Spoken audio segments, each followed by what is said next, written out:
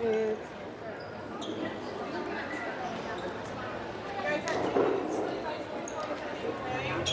Yeah, or I mean, they could do it outside a little bit, but I don't like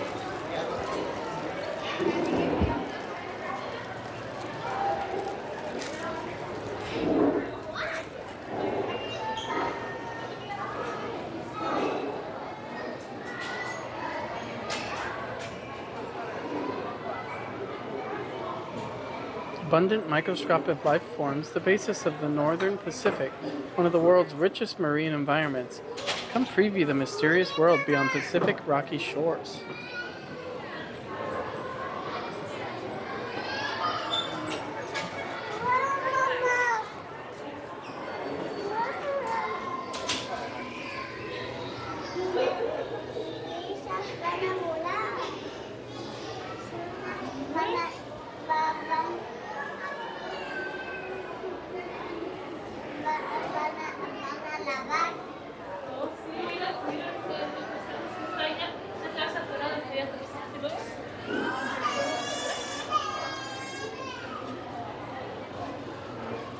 Oh, mira, aquí hay, ¿qué es esto? ¿Qué es esta bolsa?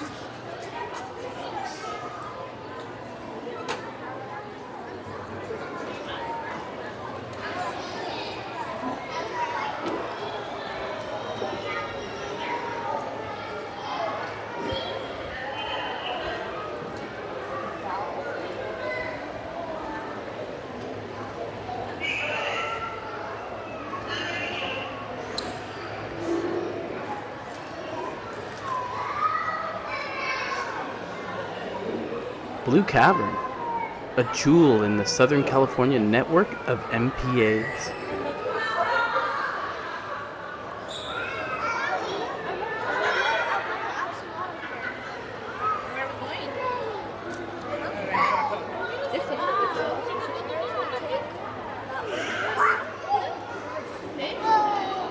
Today, high-level protection of Catalina's Blue Cavern and its marine life continues with the change in its 1988 designation as a marine reserve to its 2012 designation as a state marine conservation area, one of 10 SMCA's area in the Southern California network of marine protected areas.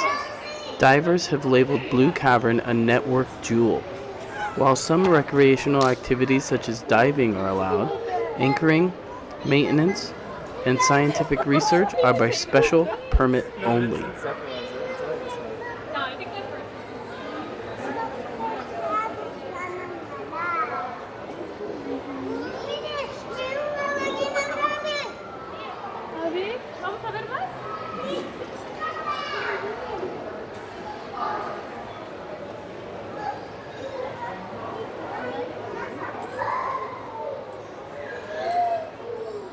Here we see a leopard shark, a horned shark, a Garibaldi, a Senorita wrasse, and a bat star.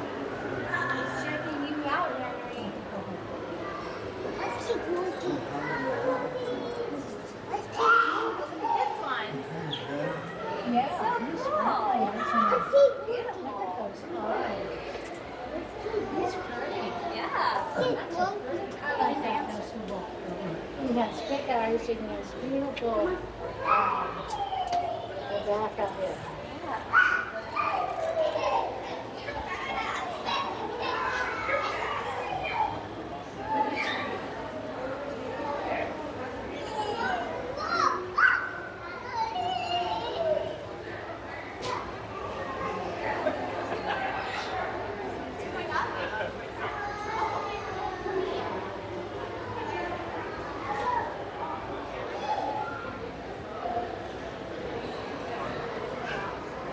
And look at how cool this eel is. What? Are you kidding?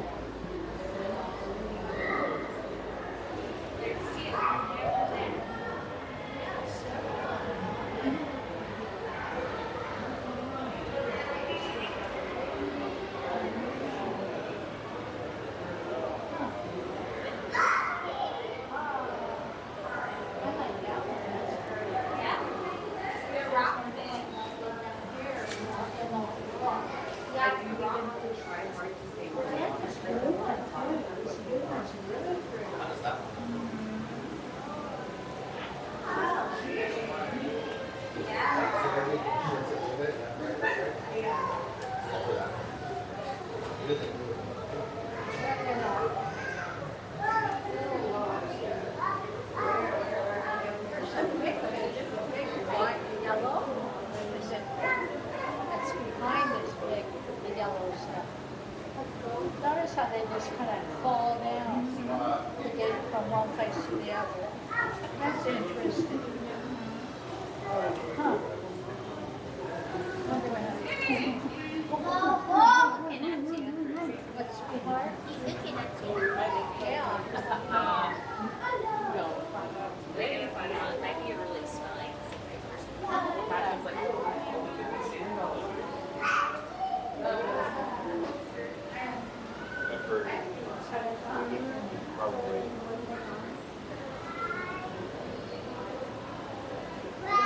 That's pretty. What do you? See? Starfish.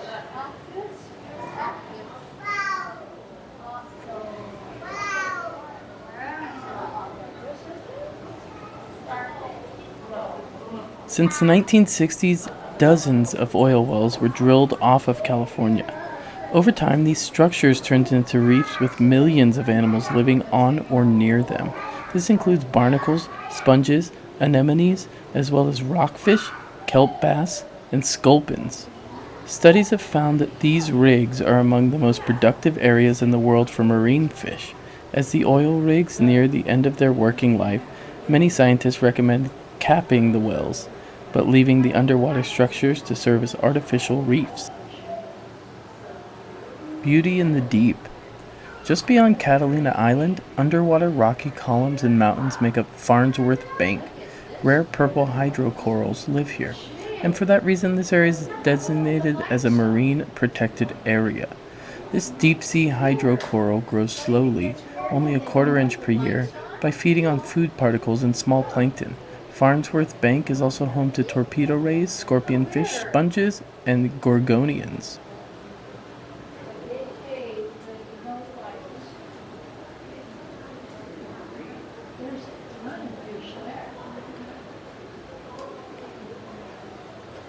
Seagrass is a nursery for juvenile fish, a natural protection against coastal erosion, and a reservoir for carbon. Seagrass was once common throughout California's coastal areas, but development, agricultural runoff, and vessel traffic have all combined to degrade or destroy as much as 90%. Recovery of this flowering plant is possible, and local restoration projects in Upper Newport Bay and other locations are starting to bring back seagrass.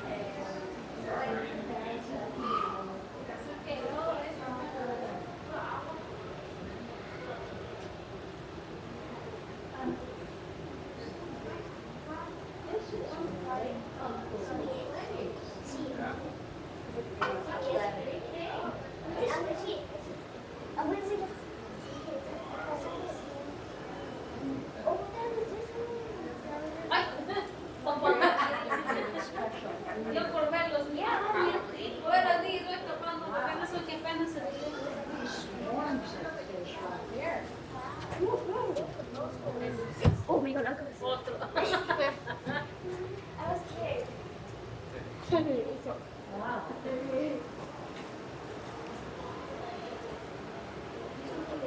That's just different. That's probably one of the coolest Yeah, shots. that is really different, isn't it? Jellyfish. Look at Drifters. look at how good that is. They're very unusual. Only one of them seems to be working, the other two are just kind of.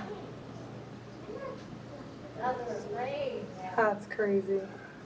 That's Crazy. good. That's good, baby. I just want to spend. That is really very unusual. I like that. Sea lion. Yeah, that's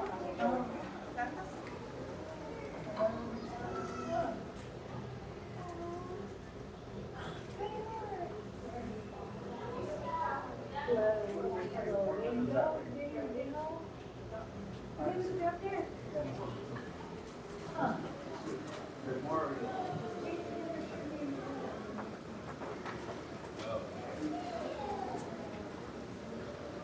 After like that?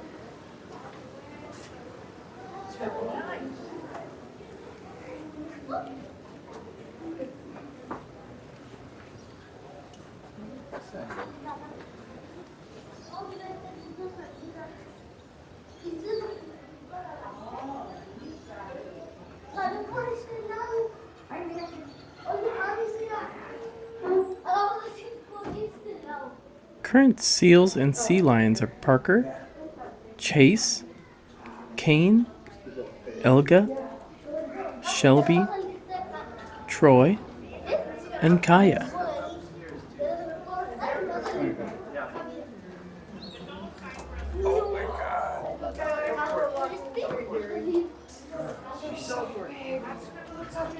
My mom and Ruby. It's so cool. Están locos. Mira, te están comiendo la mira. Ay, mira. That's a big puppy.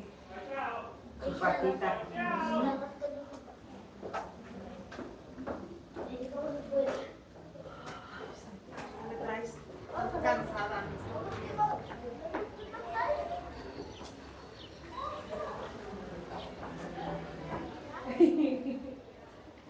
You turn.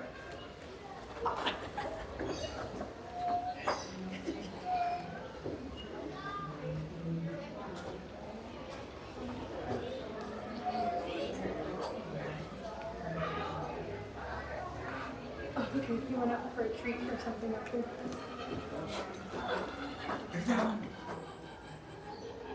That's Spiegel.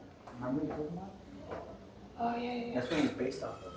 That particular look. What do they look like? It would be.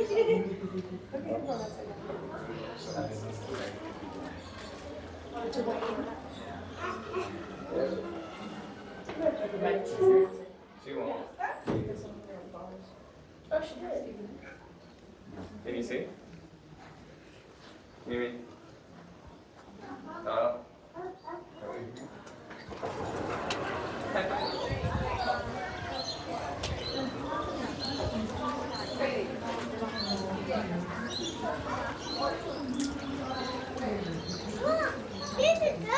Mom, right here. We gotta wait for Danny. Go get Danny.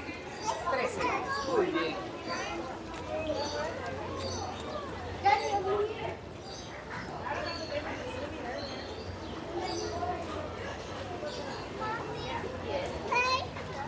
Here, you have this one.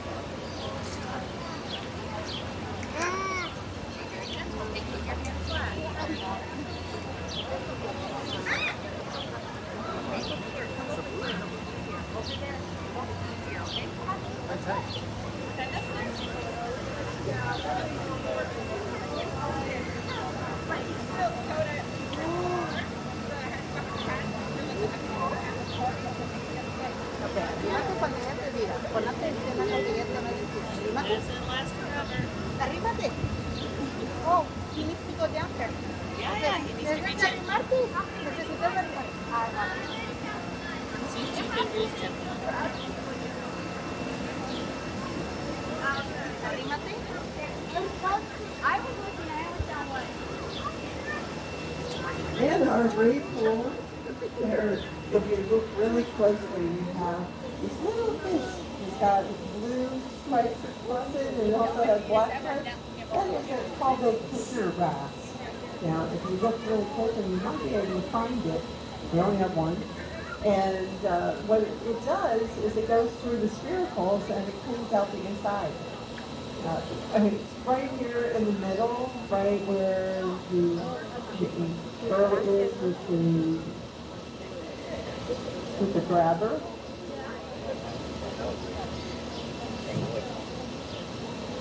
But clean around grasses play an important role in keeping the inside of the rays clean.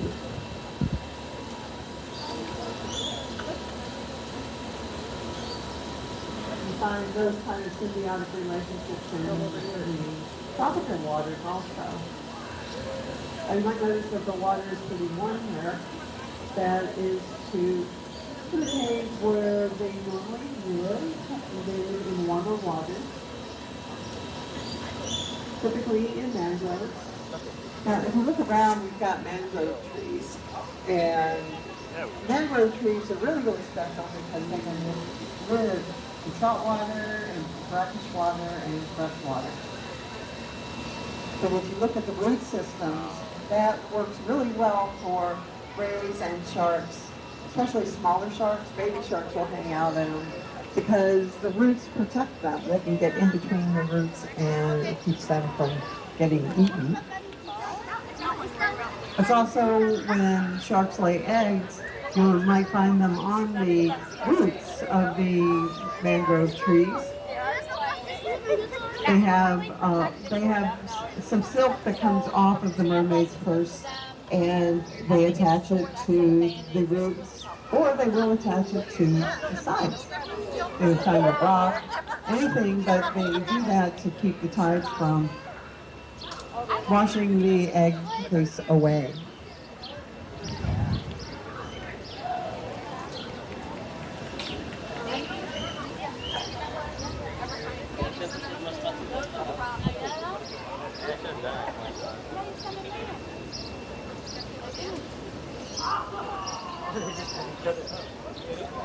Flash too far. You gotta wait till they're like right here.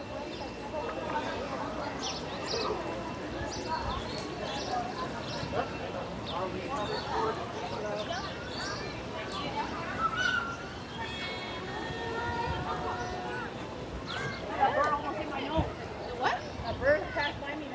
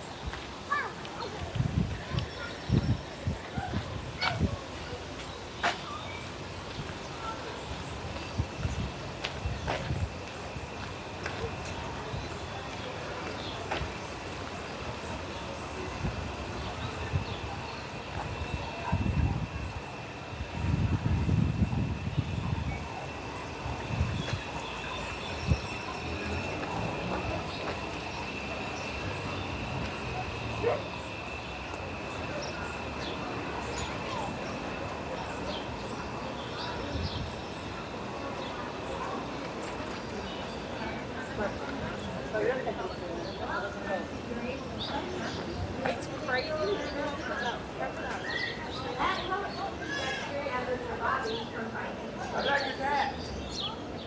Go Eagle! Yes, yeah.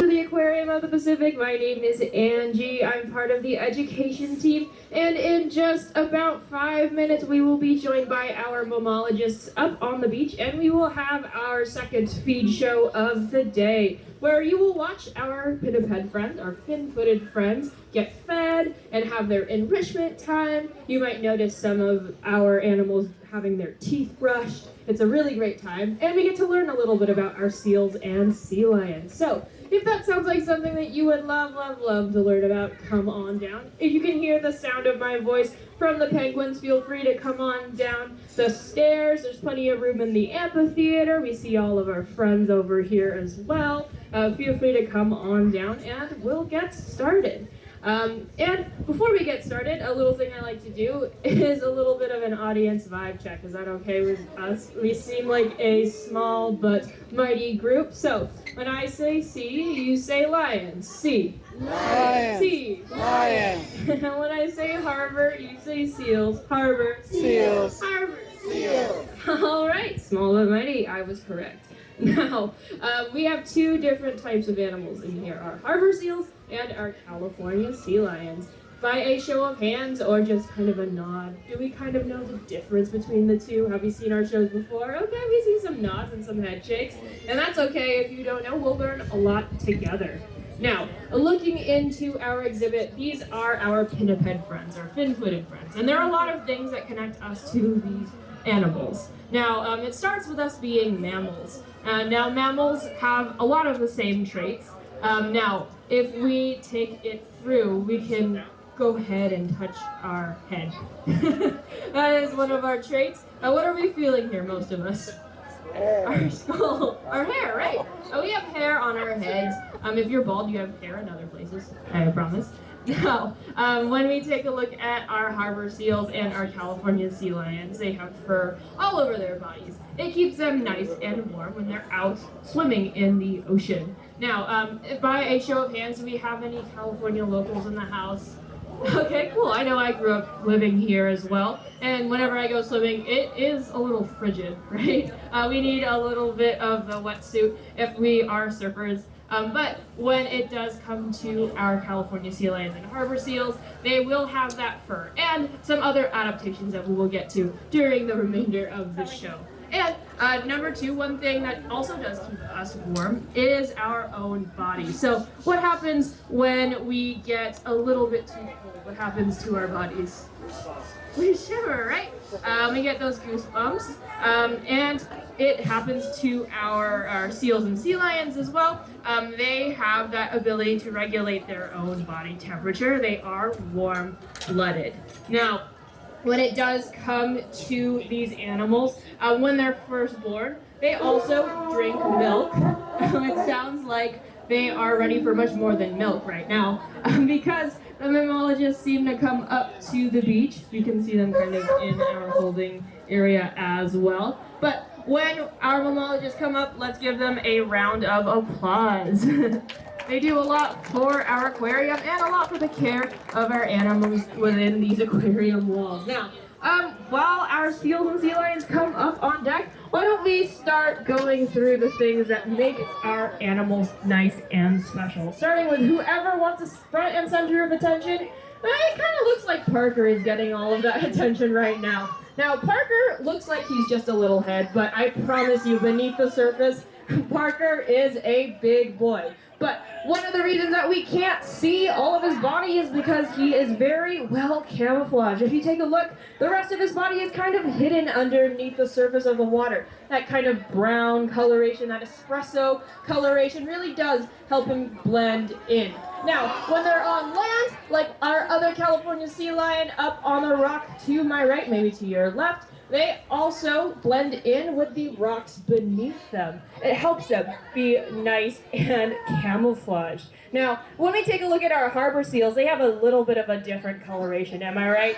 Now, if we take a look, there's one of our harbor seals kind of towards the back of the exhibit, and their coloration is a lot more like a cookies and cream. Now, that spotted coloration really does help them when they're going through the kelp forest, and it has a scientific name. It's called disruptive camouflage.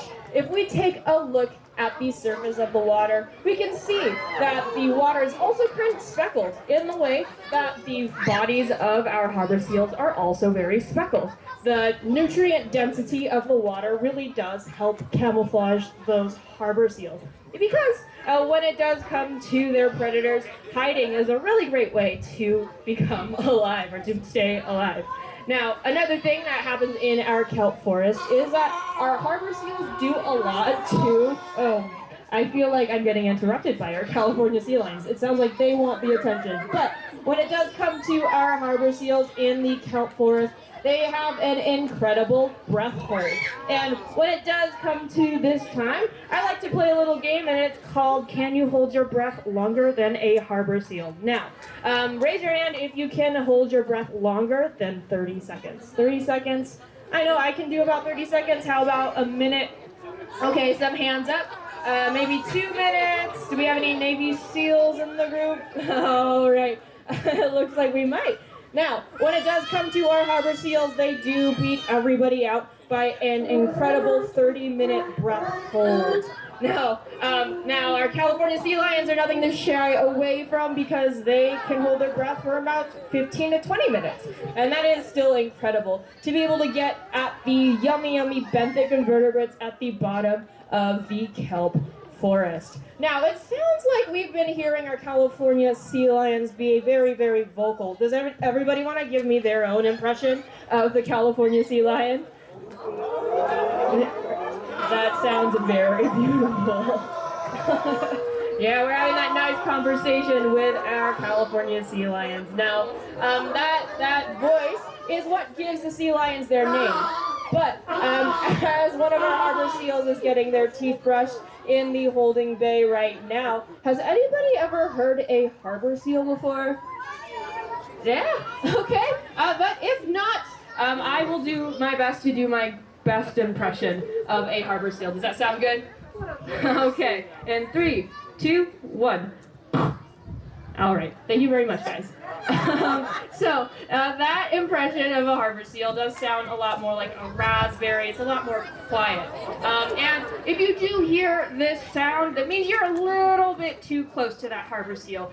The harbor seals and the California sea lions are protected by the Marine Mammal Protection Act. And one way that we can kind of follow this is by using the rule of thumb. When you are near a sea lion or a harbor seal, you stick your thumb out, and if you can see the harbor seal or the California sea lion past your thumb, it means you're a little bit too close, and you're going to have to take a few steps back because these animals are very much protected. But let's go into why we protect them as well and why we love them. A lot of these adaptations really serve to really help them in the ocean, especially those flippers. It looks like one of our California sea lions was showing the flippers as well, and they can also help them propel themselves through the open ocean when they are trying to get away from their predators. Now, by a shout out, can we hear what predators might want to get at our California sea lions or harbor seals? Sharks, that's right. One more. Killer whales, yeah. So our sharks and killer whales are unfortunately a lot faster than our California sea lions will be able to keep up with.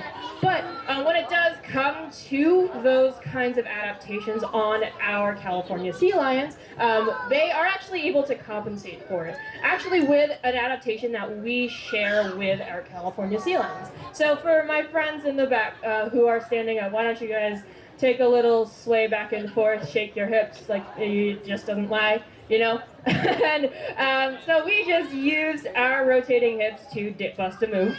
When our California sea lions have the ability to get away from their predators, they are using their rotating hips.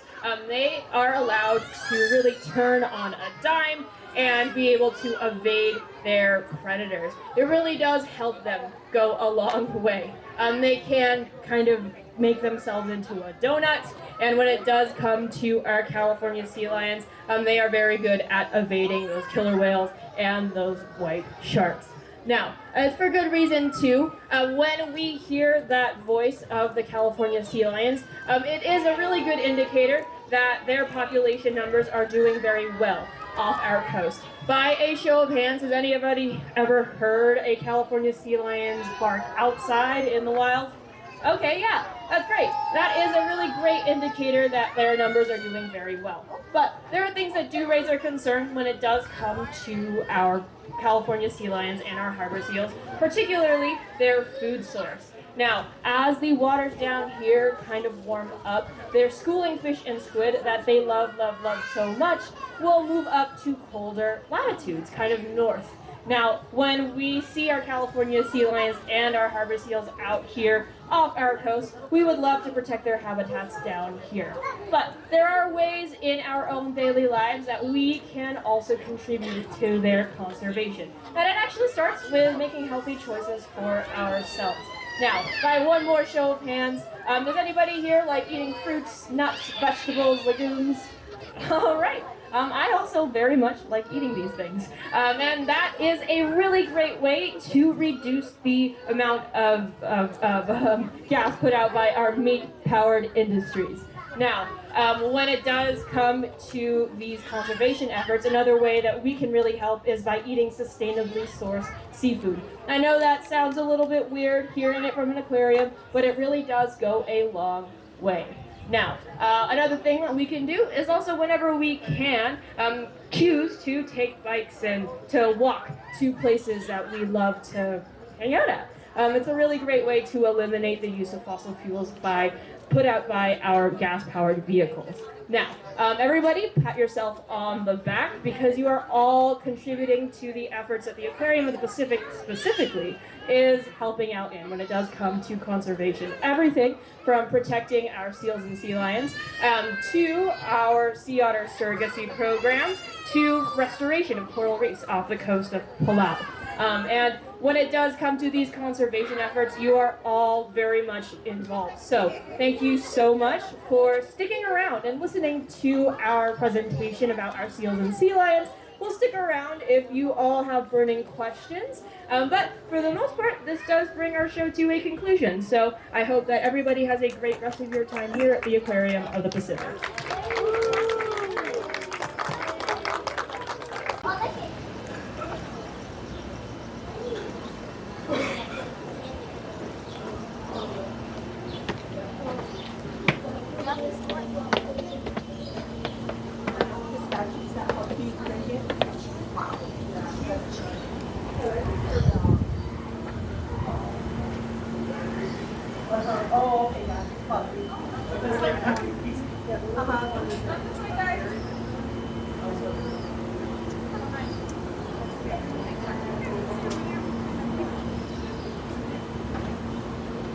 Kids love to play. Yeah. I don't blame them.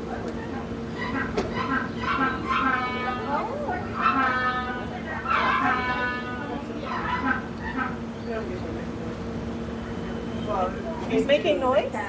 No, that's the sea lion. Oh, there. Yeah, this one was really good. Oh. Yeah, they say it sounds like a dog. I did. It did. But I've heard before that it doesn't. The temperature is getting. It must be their age when they make the sound. Yeah, one day I came over here and they were all standing on the clothes. They were just like looking. They were all standing there watching. She's dipping the plate.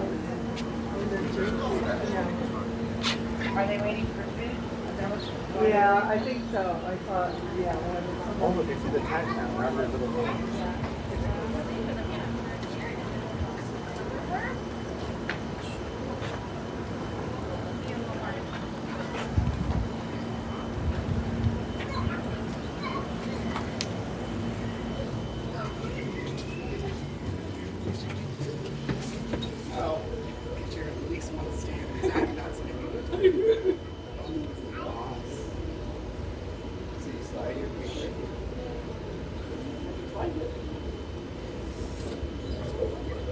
Oh my God.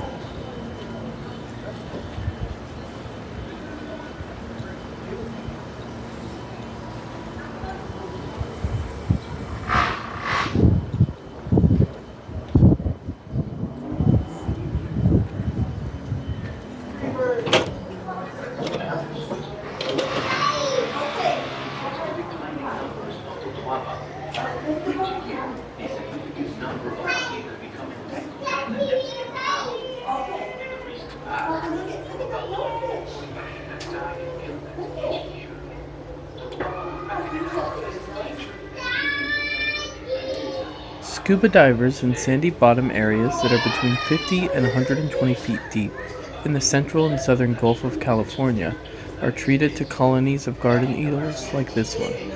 Hundreds, even thousands of garden eels dive tail first into the sand and extend their bodies to feed on plankton that float by. From a distance, the garden eels resemble a bed of seagrass swaying gently in the current.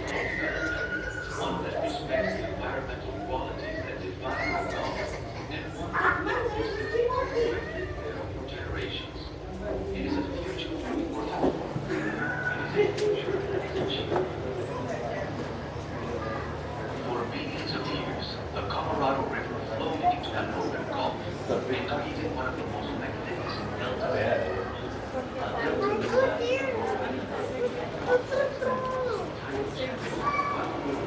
a big puppy. Is it a puppy? It is a puppy. Actually, I just like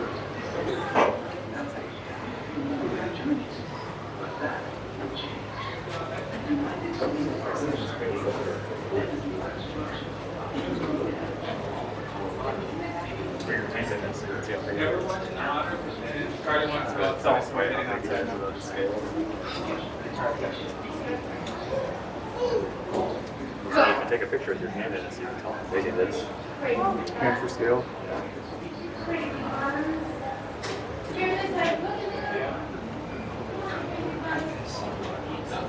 That works.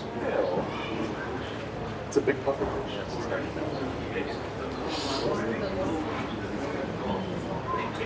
Yeah.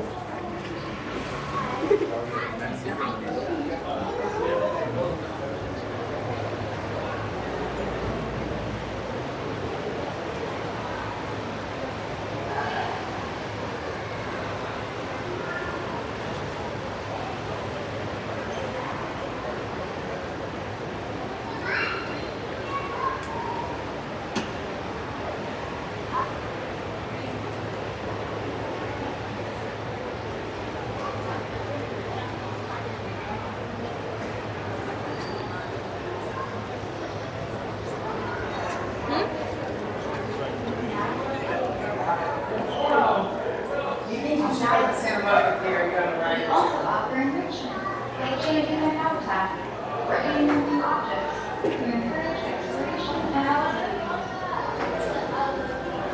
We love that we are able to share these animals with you. Thank you for visiting the Aquarium of the Pacific, Florida, and conservation project.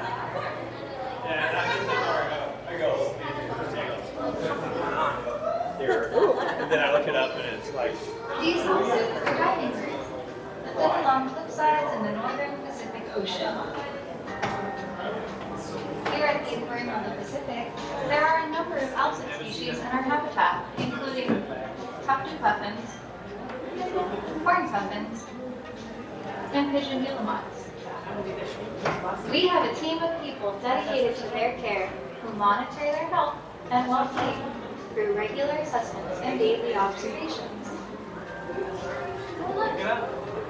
These diving birds are fed a variety of fish, krill, and other invertebrates throughout the day, similar to what you would find in the ocean.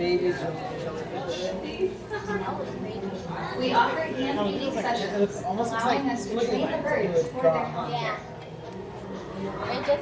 For example, This phylum also includes the jelly's relatives, corals, anemones, and sea pens. While sea jellies lack organs, they have a net of sensory nerve cells, tentacles, oral arms, or both, reproductive cells called gonads, and a gastrovascular cavity where digestion takes place. The cavity opening is also used to expel waste and release eggs or sperm, and sometimes both. No skeleton, brain, or centralized nervous system.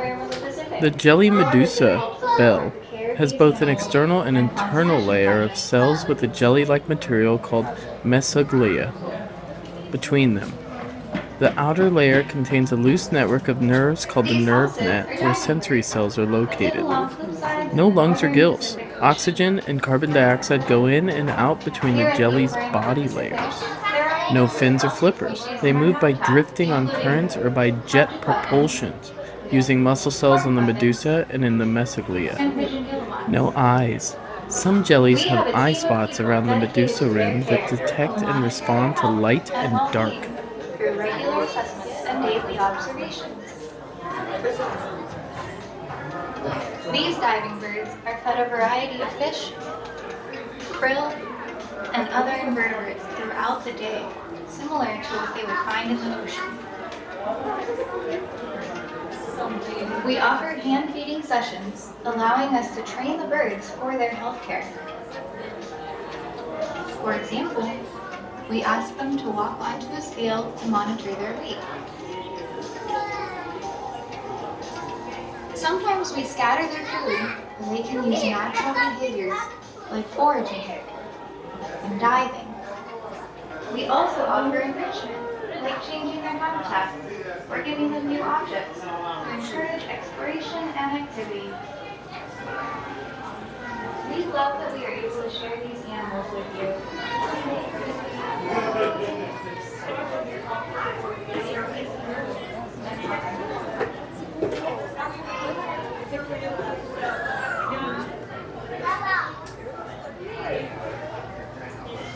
These houses are diving birds.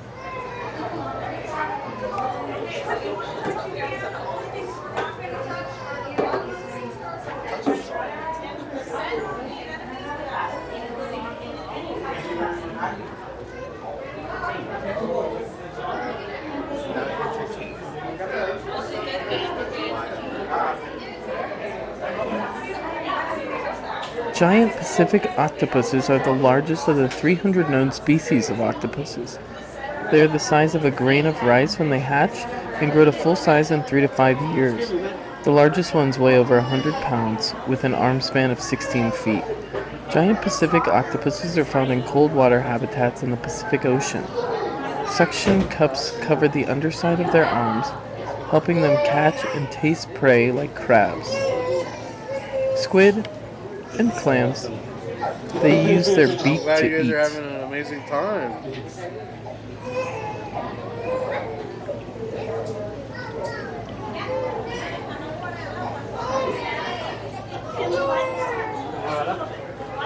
Thank you very much. Hi, you're welcome. I'm more than welcome for my friend joining us to continue using a gentle two-finger touch. Soft and slow.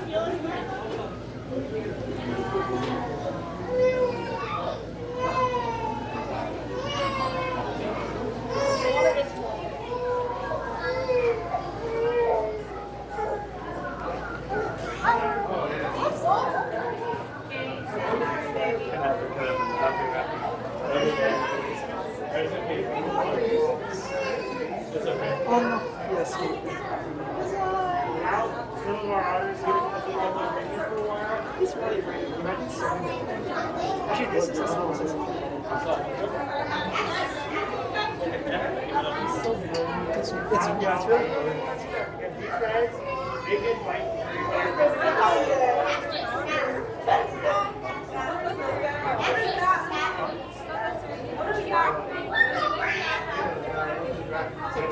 So there's like a whole chiller system in there. So inside that exhibit,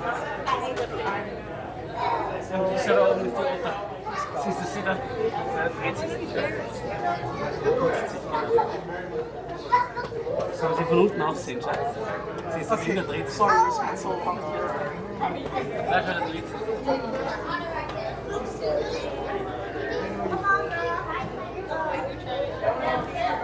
Shut up.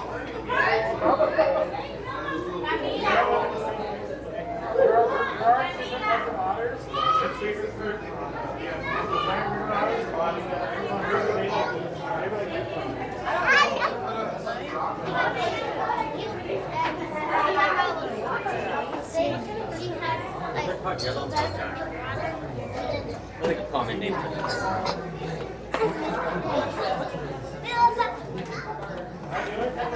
Article out stop about the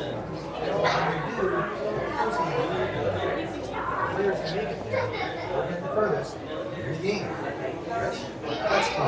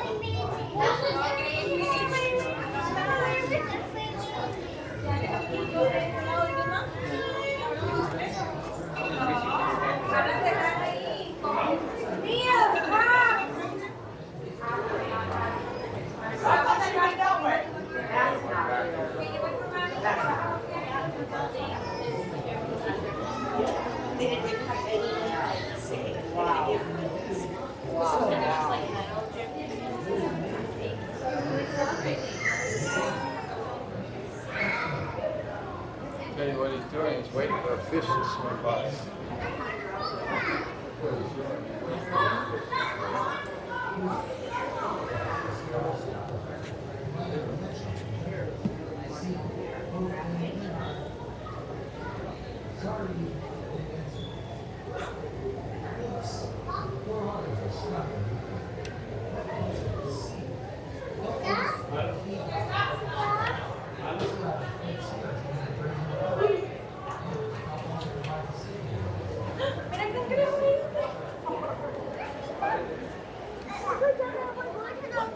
Here, look.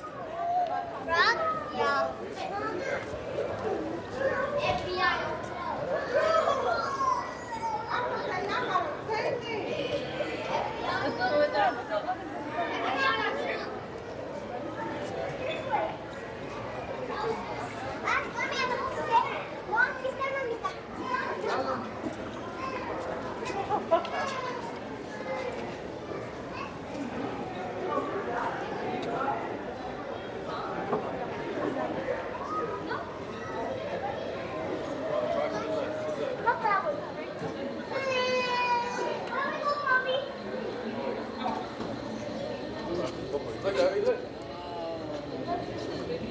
The Coral Lagoon, a nursery for young fish.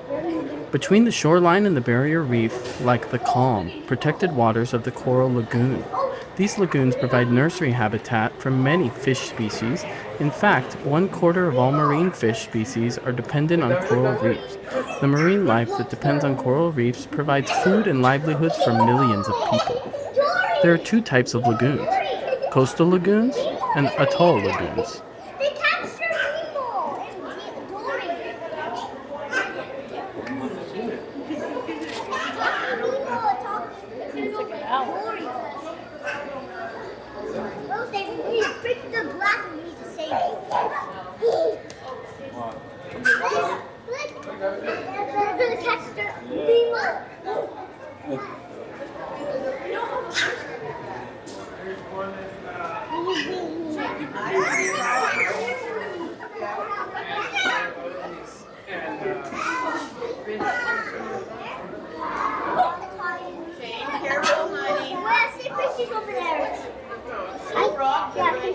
On the way, right here.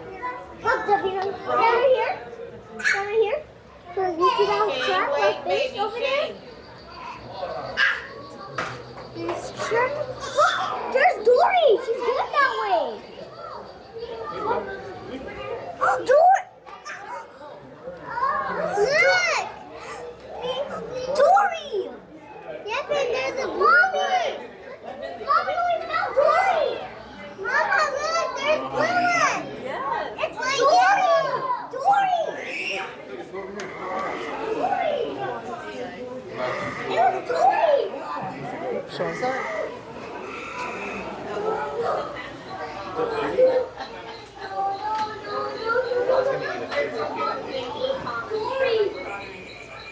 Look at that guy.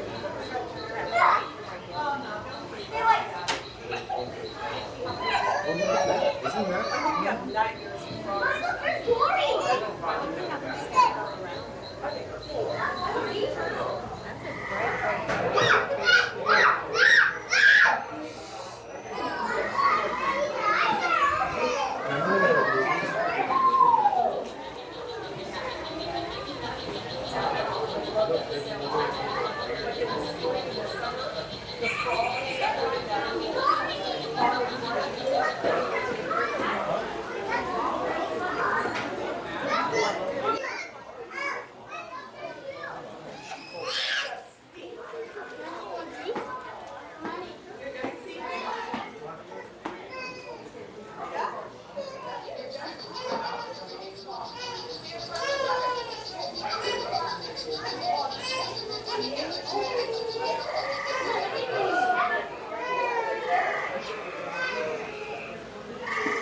Frogs are found from hot, dry deserts to wet tropical rainforests.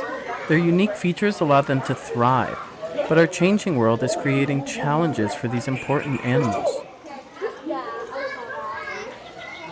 Go look what's in there.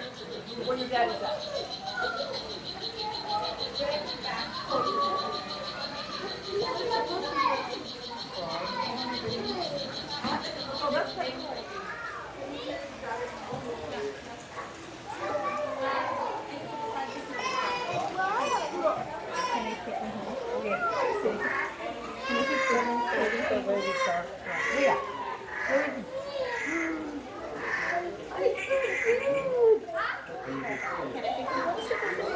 cute and went like this. Like, I'm not cute. Oh, shit.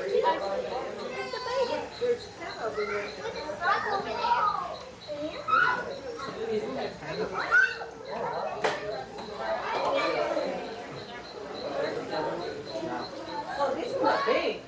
Huh? This one's big. Right there. Oh, wow.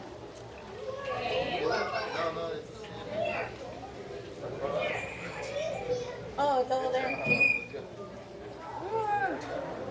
What?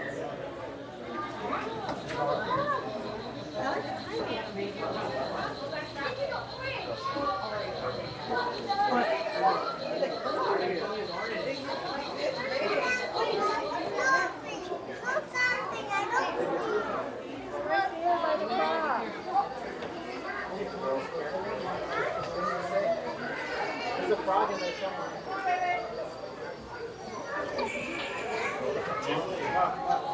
Jubilee. So,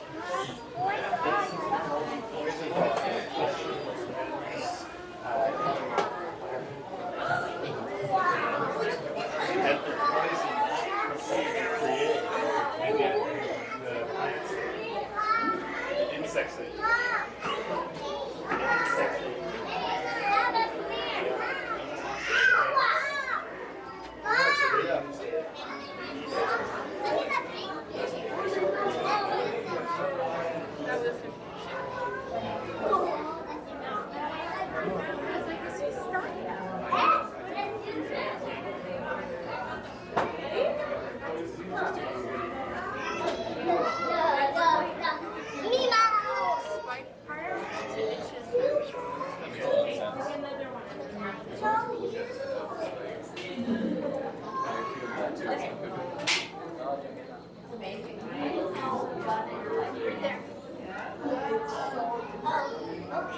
Right?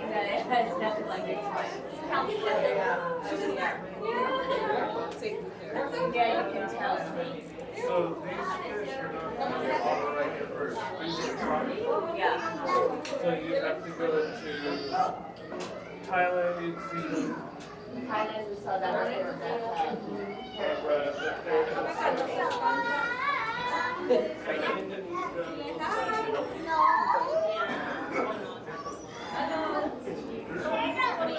Eating coral, an important part of reefs. Corallivores, or coral eaters, like these parrotfish, butterfly fish, and others shown here, are important to coral abundance, distribution, and community structure. These fish help reefs by scraping away naturally growing algae. Parrotfish also eat chunks of coral, which they digest into a fine white sand. When people overfish these herbivores, the algae they eat grows too much, throwing the reef out of balance. This results in the decline of fish species that feed millions of people.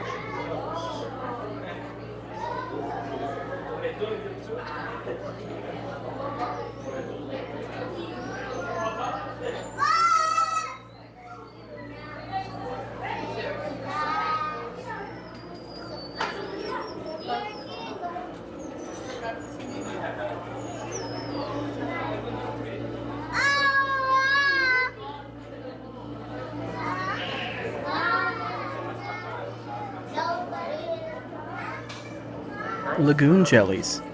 Jellies that live in bays and lagoons in the South Pacific include the blubber jellies, which is found throughout Australia and Southeast Asia. These jellies can tolerate both high salinity seawater and brackish water found in estuaries. The two species of spotted jellies have photosynthetic algae in their tissues that help produce food from sunlight.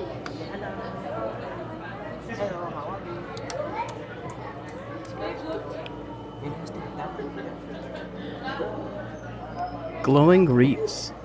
These corals absorb blue and ultraviolet light and convert it into lower energy light as fluorescence. The reason why is still a mystery, but fluorescence is a sign that these corals are healthy.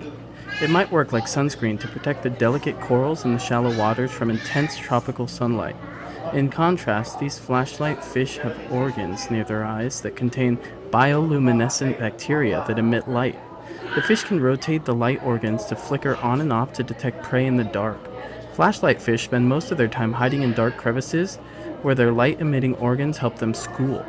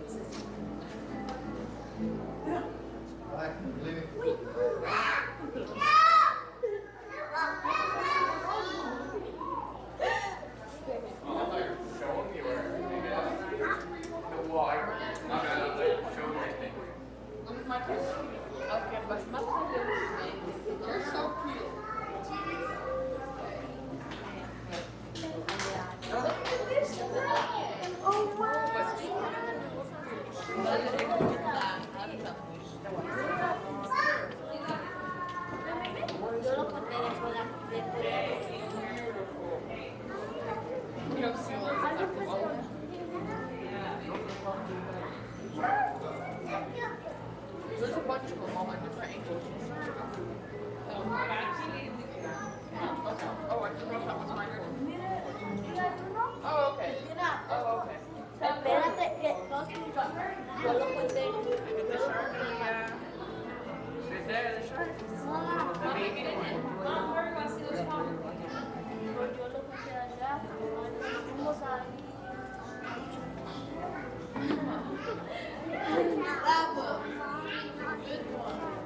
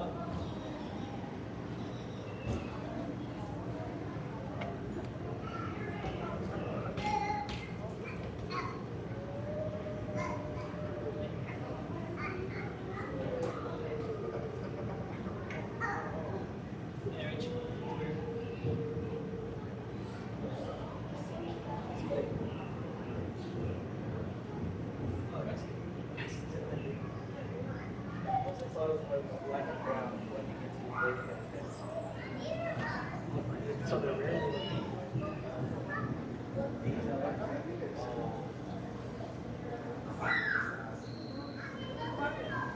and they get to survive.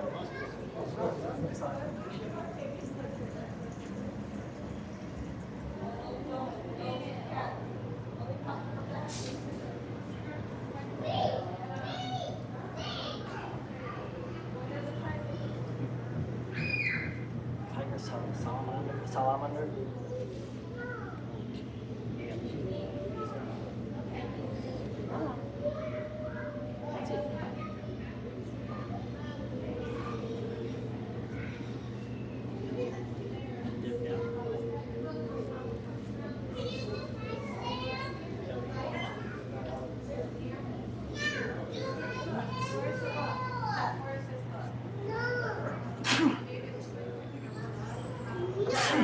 Oh, thanks.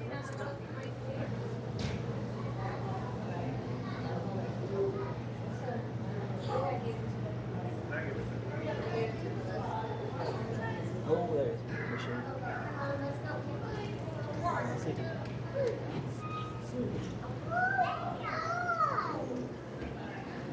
Yep.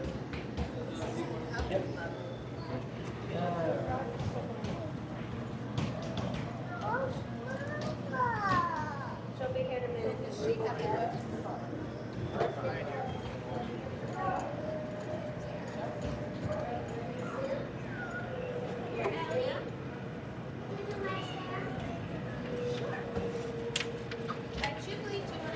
Okay, you're gonna push this down? I want to do mine. Okay. Here it is.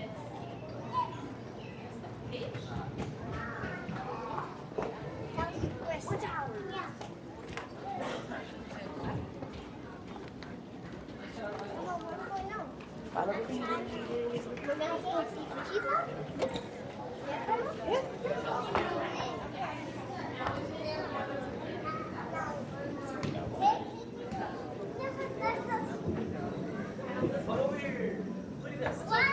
Looks like a zebra.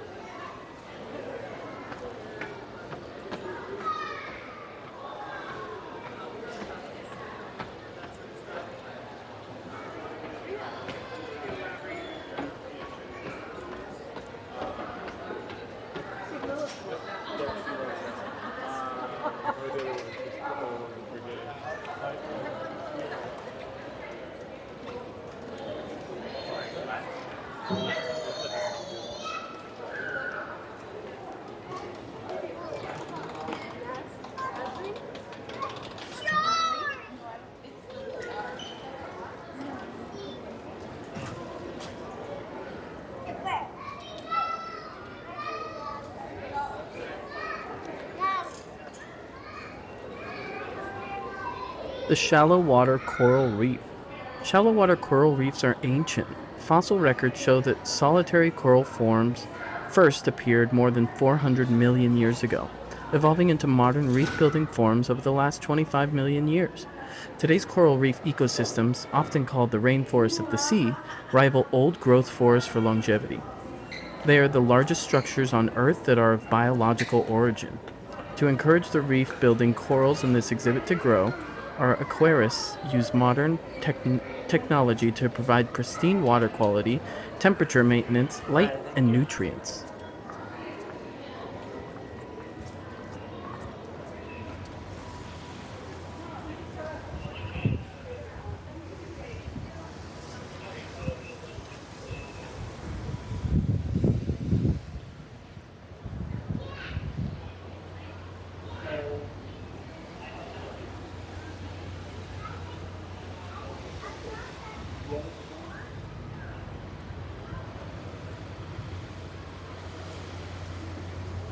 As always, thank you for joining me at the aquarium. If you enjoyed the content, like, comment, subscribe for more, and I'll see you at the next one. Thanks so much.